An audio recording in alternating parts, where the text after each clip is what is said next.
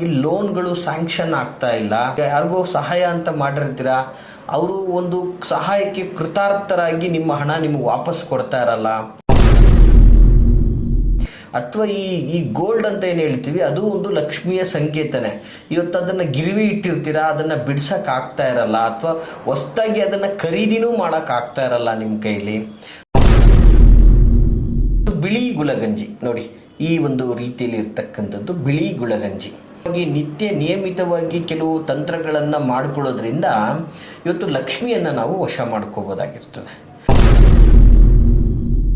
ಮತ್ತು ಕೆಲವು ಕುಟುಂಬಗಳಲ್ಲಿ ಎಷ್ಟೋ ಜನ ಪ್ರಾಮಾಣಿಕವಾಗಿ ಎಷ್ಟೇ ದುಡಿದ್ರೂ ಕೂಡ ಅವ್ರ ಹತ್ರ ದುಡ್ಡು ಸಹ ನಿಲ್ತಾ ಇರೋದಿಲ್ಲ. ಬಂಡವಾಳ ಹಾಕಿ ವ್ಯಾಪಾರ ಮಾಡ್ತಾ ಇರ್ತಾರೆ. ವ್ಯಾಪಾರ ವಹಿವಾಟುಗಳಲ್ಲಿ ದುಡ್ಡು ಬರ್ತಾ ಇರುತ್ತೆ, ಬಂದಿದ್ದ ದುಡ್ಡು ನಿಲ್ತಾ ಇರಲ್ಲ. 10,000 ಬಂಡವಾಳ ಹಾಕಿ ವ್ಯಾಪಾರ ಮಾಡಿದ್ರೆ ಅದು ಒಂದು 20,000 ವ್ಯವಸ್ಥೆಗೆ ಬರಬೇಕು, ಆದರೆ ಅದು ಬರ್ತಾನೆ ಇರೋದಿಲ್ಲ. ನಮಸ್ತೆ ವೀಕ್ಷಕರೇ, ನಾನು ನಿಮ್ಮ ಮೈಸೂರಿನ ಶ್ರೀನಿವಾಸನ್.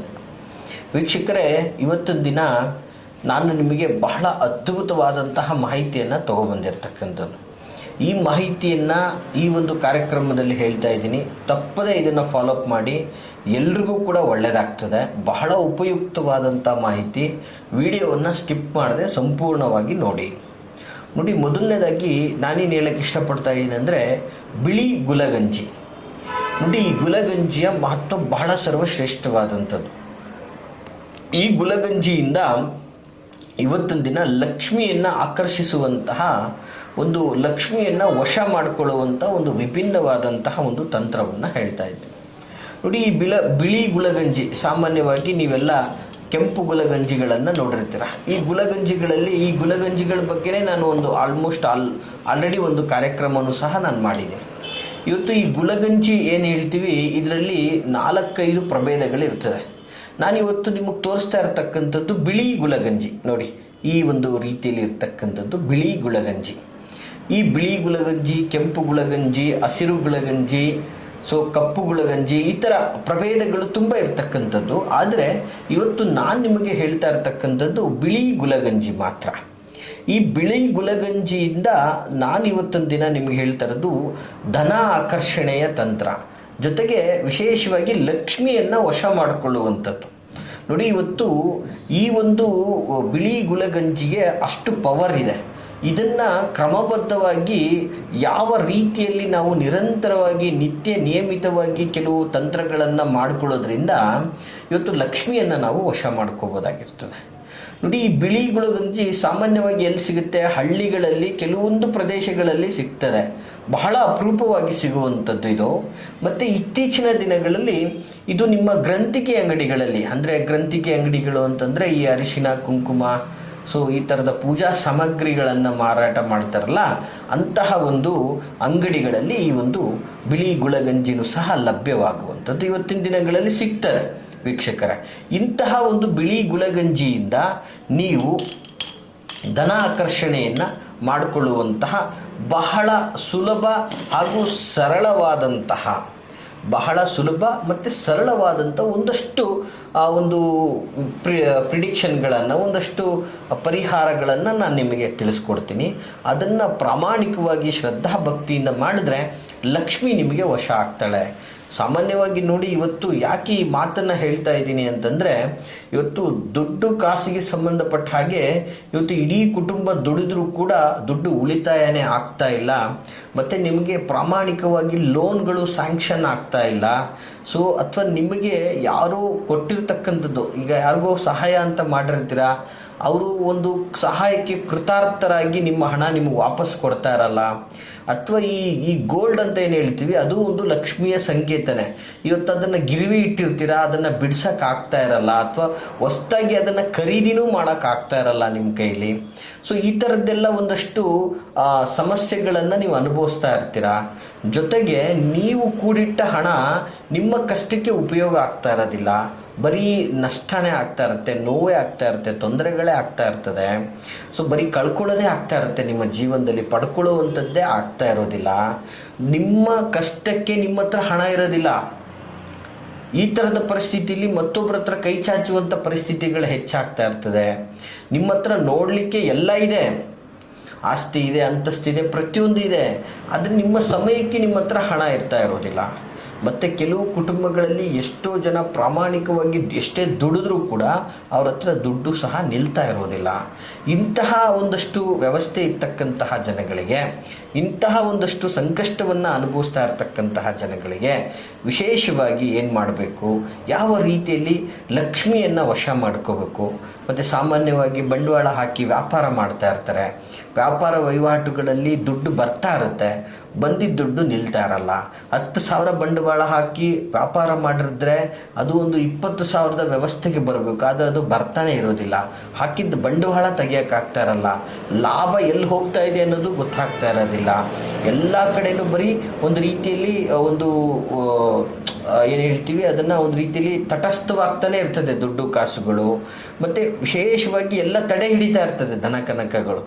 ಲಕ್ಷ್ಮಿಯ ಪ್ರಾಪ್ತಿ, ಲಕ್ಷ್ಮಿಯ ಅಭಿವೃದ್ಧಿ ಅಂತಕ್ಕಂಥದ್ದು ಸಂಪೂರ್ಣವಾಗಿ ನಾಶ ಆಗ್ತಾ ಇರ್ತದೆ. ಸೊ ಇಂತಹ ಒಂದು ವ್ಯವಸ್ಥೆಯಲ್ಲಿ ಜೊತೆಗೆ ನಿಮಗಾಗಿರ್ತಕ್ಕಂತಹ ಟೆಂಡರ್ಗಳಿಂದ ಅಮೌಂಟ್ಗಳು ಬರ್ತಾ ಇರೋದಿಲ್ಲ. ಸೊ ನಿಮಗೆ ನಾನಾ ವ್ಯವಸ್ಥೆಯಿಂದ ಇವತ್ತು ನಿಮ್ಮ ಹೂಡಿಕೆ ಮಾಡಿರ್ತೀರ, ಆ ಹೂಡಿಕೆಯಲ್ಲಿ ಲಾಭ ಸಿಗ್ತಾ ಇರೋದಿಲ್ಲ. ಸೊ ನೀವು ಲಕ್ಷ್ಮೀ ಪ್ರಾಪ್ತಿಗೋಸ್ಕರವಾಗಿ ನಿಮ್ಮಲ್ಲಿರುವಂಥದ್ದನ್ನು ಡಬಲ್ ಮಾಡ್ಕೊಳ್ಳೋದಕ್ಕೋಸ್ಕರ ನಾನಾ ವಿಧದಲ್ಲಿ ರಿಯಲ್ ಎಸ್ಟೇಟು, ಹೂಡಿಕೆ, ಅಥವಾ ಯಾವುದೋ ಶೇರ್ ಮಾರ್ಕೆಟು, ಅಥವಾ ಯಾವುದೋ SIP, ಅಥವಾ ಯಾವುದೇ ಮ್ಯೂಚುವಲ್ ಫಂಡ್ಸು, ಅಥವಾ ಈ ಥರದ ಯಾವುದೇ ಒಂದು ವ್ಯವಸ್ಥೆಗಳಲ್ಲಿ ನೀವು ಏನೇ ಪ್ರಯತ್ನಗಳನ್ನು ಪಡ್ತಾ ಇದ್ದರೂ ಕೂಡ ನಿಮಗೆ ಒಂದು ಸಕ್ಸಸ್ ಅಥವಾ ಒಂದು ಲಾಭ ಅನ್ನೋದು ದೊರಕ್ತಾ ಇರಲ್ಲ. ನಿಮ್ಮ ಲಾಭ ಸ್ಥಾನ ಆಕ್ಟಿವ್ ಆಗ್ತಾ ಇರಲ್ಲ. ನಿಮಗೆ ಒಂದು ನಾನಾ ಮೂಲಗಳಿಂದ ಒಂದು ವ್ಯವಸ್ಥಿತವಾದಂಥ ಹಣದ ಮೂಲ ಸಿಗ್ತಾ ಇರೋದಿಲ್ಲ. ಮತ್ತು ಇದ್ರೂ ಕೂಡ ಅದು ಉಳಿತಾಯ ಆಗ್ತಾ ಇರೋದಿಲ್ಲ. ಅಂತಹ ಒಂದು ವ್ಯವಸ್ಥೆ ನಿಮಗೆ ಅನುಕೂಲ ಆಗಬೇಕು, ಲಕ್ಷ್ಮಿ ಪ್ರಾಪ್ತಿ ಆಗಬೇಕು. ಸೊ ನಿಮ್ಮ ಮನೆಯಲ್ಲಿ ಸದಾ ತಾಂಡವ ಆಡ್ತಾ ಇರಬೇಕು ಅನ್ನೋ ಕಾರಣಕ್ಕೆ ಈ ಒಂದು ವಿಶೇಷವಾದಂತಹ ತಂತ್ರ ಈ ಬಿಳಿ ಗುಲಗಂಜಿಯಿಂದ ಮಾಡುವುದರಿಂದ ಲಭ್ಯವಾಗ್ತದೆ ಅಂತಕ್ಕಂಥದ್ದು. ಹೇಗೆ ಮಾಡಬೇಕು, ಏನು ಮಾಡಬೇಕು ಅನ್ನೋದನ್ನು ಸೂಕ್ಷ್ಮವಾಗಿ ನೋಟ್ ಮಾಡ್ಕೊಳ್ಳಿ ವೀಕ್ಷಕರೇ.